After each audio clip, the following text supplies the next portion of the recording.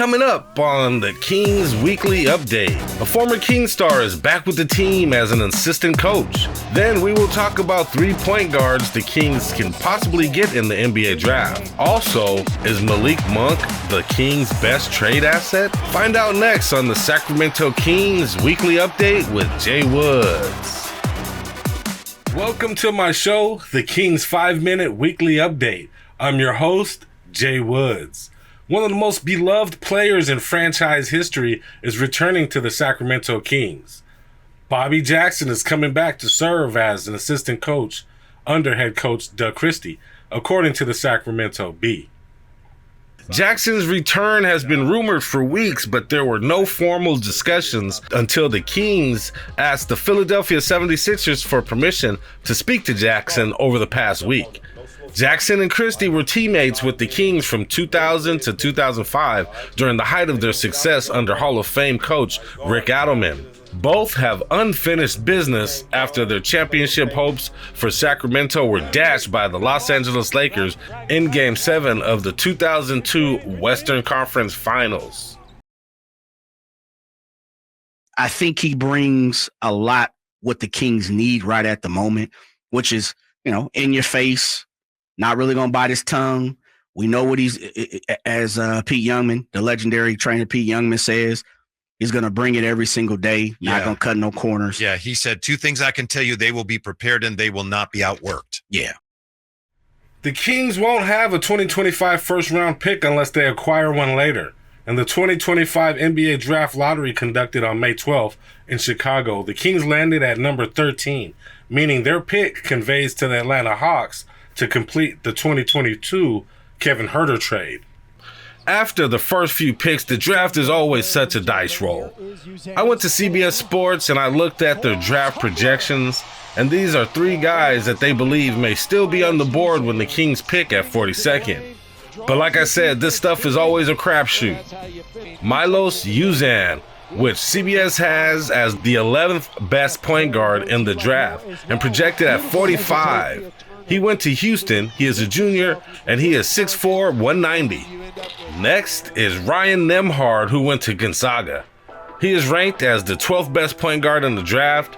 He is a senior. He's only 6 feet in height and 180 pounds. He is on the shorter side, and I never recommend the Kings to get a short point guard. The third point guard I want to talk about is Javon Small, who is ranked overall at 61. He went to West Virginia and is a senior. Ranked the 13th best point guard overall, and he is 6'3", 190.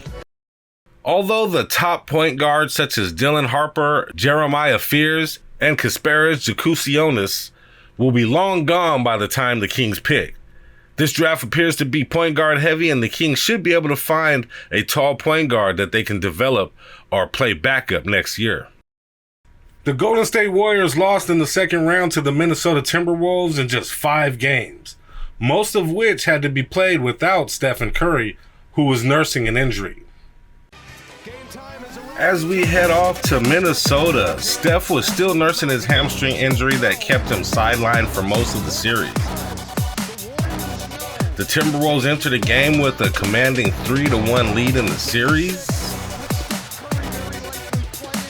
Anthony Edwards driving to the basket. He gets double teamed. He finds Julius Randle for the 3. Wow. Randle had 29 points on the night. Draymond Green finds Brandon Podziemski. Pods is in the starting lineup for the injured Steph Curry. He had 28 big points on the night. Naz Reid drives to the basket. He finds Jaden McDaniels for the easy oop. Dante DiVincenzo with a steal. Breaks down court and 2-hand dunks on Buddy Hield. Take that. Dante had 13 off the bench. And the Wolves bite the Warriors and win the game, 110-121 to take the series. The Sacramento Kings find themselves at a crossroads type of offseason. The spotlight shines on Scott Perry navigating his first full-time offseason as the Kings architect. He's tasked with sculpting a competitive roster for the next upcoming season. One player that has come up as a trade asset for the Kings is Malik Monk. Monk's influence on the Kings is profound, embodying both the spirit and the competitive edge of the team.